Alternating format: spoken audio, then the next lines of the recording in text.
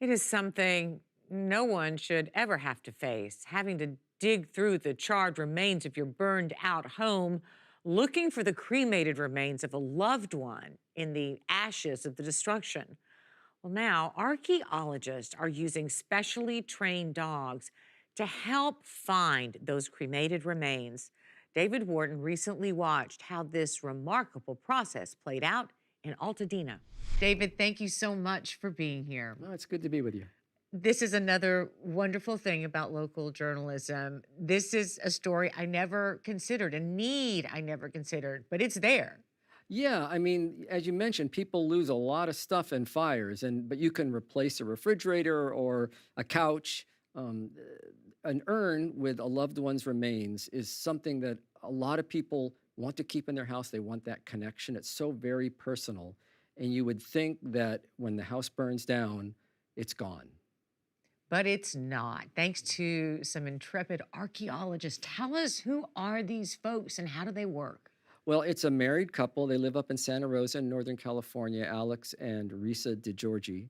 And they're professional archaeologists. So basically, if the government wants to build an overpass, they make sure that there's not an ancient burial ground there. And but they got approached by a friend after the big fires in Santa Rosa who had urns with his both his parents, mother and father there, and he said, "Is there any way you can find these things?" And they started checking around, and they found out that there were dogs that could help, and that human ashes are different than building material ashes. And they thought, "Let's give it a try." And that first time, they found both the mother and the father within a few hours. And they said, "Hey, we've got something here." Walk us through the process and introduce us to Quincy, the dog.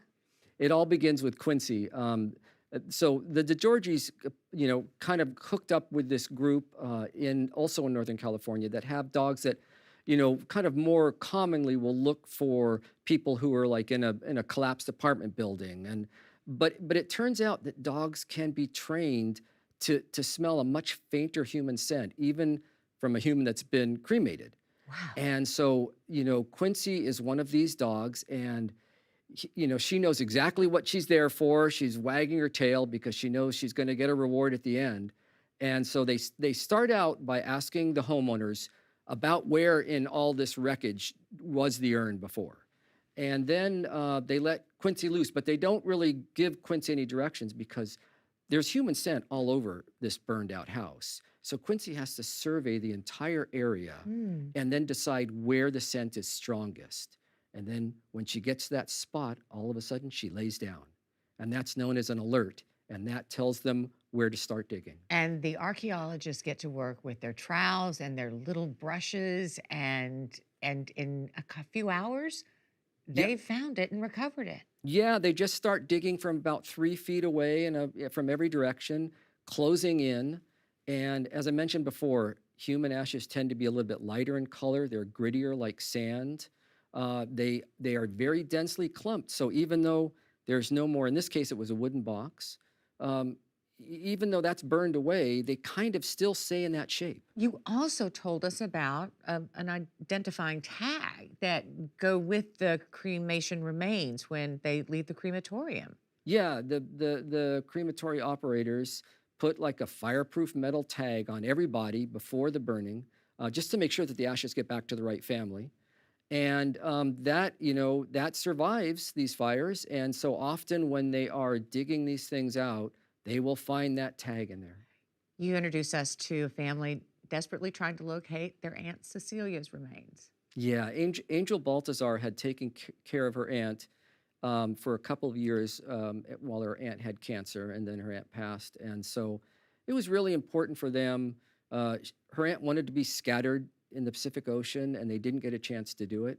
So it was really important for them to get this. And so they pointed things out in the beginning, and then they stood and watched the whole time, a lot of crying and then a lot of hugs and feeling great when they found the There ashes. were other artifacts too that they were able to turn up, right? Yeah, I mean that's the other thing is that as these archaeologists are digging and getting closer, they'll find things. In this case, they found a horseshoe and a little ceramic lid and a crystal. And that's why they need the homeowner there because they'll say, "Hey, was this anywhere near the urn?" And they'll say, "Oh yeah, it was on the same shelf or it was on the wall." And so they know they're getting close. At the end, They did find, as you said, Aunt Cecilia's ashes. You got to tell me what the family's response was. I mean, I think that they were, even though they kind of knew that this was a reputable organization, they still didn't believe it could happen.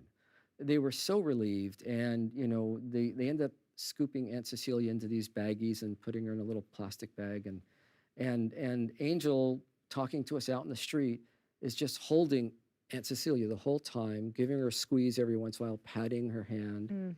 And she's saying, now we've got her back, and we can spread her ashes. And it was just kind of joy in the middle of a lot of heartache. David, for our viewers out there who lost their homes or know someone who did, how do they reach these folks?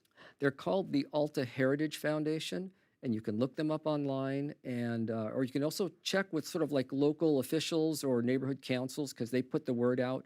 They're going to be coming back to Southern California a whole number of times over the next 6 or so months. David Wharton, before I let you go, we want to thank you because you have been such an integral part of this show for the last 6.5 years. And you are leaving to pursue some other things. And we want to thank you for everything you've contributed, not just as a reporter, but as a friend. Well, thanks so much. And it's been great. This show has been wonderful for the Times. And so I've been more than happy to be a part of it. Thank you, David. Thank you for watching our YouTube channel. For more stories in your communities, click the subscribe button right here. You can also download our app or watch us on TV for the latest information, balanced coverage, weather updates every 10 minutes, and more. We'll see you then.